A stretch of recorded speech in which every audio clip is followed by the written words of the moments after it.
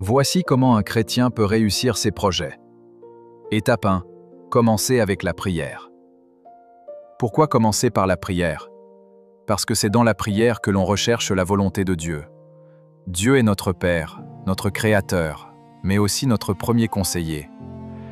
Il ne peut être mis de côté dans nos décisions. Nous devons nous approcher de lui pour poser cette question essentielle. Seigneur, est-ce que ce projet cadre avec ta volonté?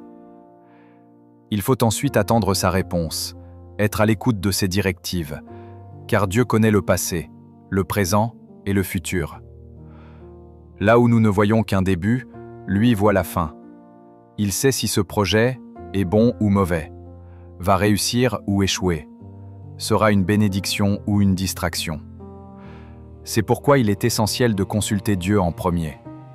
Avant toute chose, il faut savoir que le projet a beaucoup de chances de réussir si et seulement si il cadre avec la volonté de Dieu. Quelques signes qui prouvent que Dieu est dans le projet. Lorsqu'un projet cadre avec la volonté de Dieu, il y a un signe intérieur qui ne trompe pas. Le projet revient constamment à ton esprit. La même idée te hante positivement. Tu ressens une flamme intérieure qui t'anime, malgré les saisons, malgré les silences. Même après des mois ou des années, l'idée revient encore. Elle ne meurt pas. Elle t'accompagne. Elle t'aspire. Cela peut être le Saint-Esprit qui ravive en toi le souvenir d'une mission divine.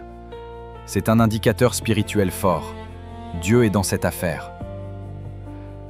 Étape 2. Soumets-toi au Saint-Esprit.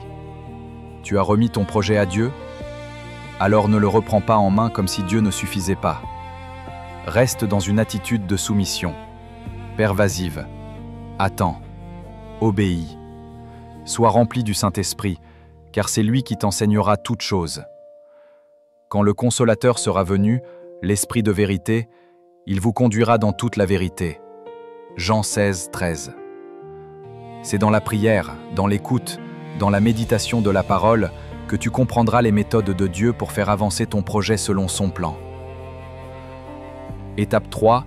Rechercher la sagesse humaine. Se former et chercher des conseils. Dieu peut approuver ton projet, mais il attend aussi que tu te comportes avec sagesse et responsabilité. Et cela passe aussi par l'apprentissage, la préparation et l'écoute de ceux qui ont de l'expérience. Se former et comprendre le secteur. Tu dois te former sérieusement dans le domaine où tu veux entreprendre. Comprendre les dynamiques du secteur.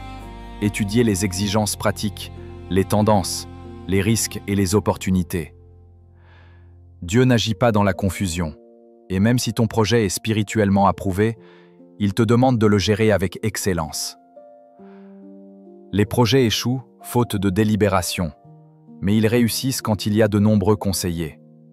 Proverbe 15, 22. Cherchez des conseils auprès des bons profils. Il est important de s'inspirer des exemples de ceux qui réussissent dans ce domaine, consulter des personnes expérimentées, se faire accompagner si nécessaire par un conseiller ou un coach spécialisé. Même Moïse a bénéficié des conseils de son beau-père, Jéthro. Même Salomon, rempli de sagesse, savait s'entourer. Tu n'es pas moins spirituel parce que tu prends conseil, tu es plus sage. 4. Tu as maintenant ce qu'il te faut pour réussir.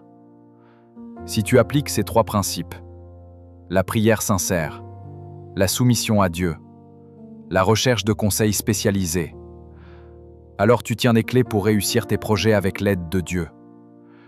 Tu éviteras les erreurs coûteuses, les détours inutiles et les investissements vains.